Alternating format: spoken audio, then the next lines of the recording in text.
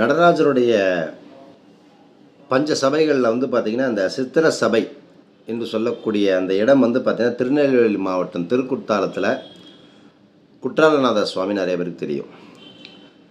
இங்கே அமர்ந்திருக்கக்கூடிய இந்த சக்தி பீடத்தை வந்து நம்ம கையால் வந்து தொட்டோம் அப்படின்னாவே தெரிஞ்சோ தெரியாமலோ செஞ்ச பாவங்கள் தீரும். அந்த அளவுக்கு ரொம்ப விசேஷமான ஒரு ஸ்தலம் திருக்குற்றாலநாதர். இப்போ கண்களால் செய்த வினைகள் அப்படின்னு ஒன்று இருக்குது.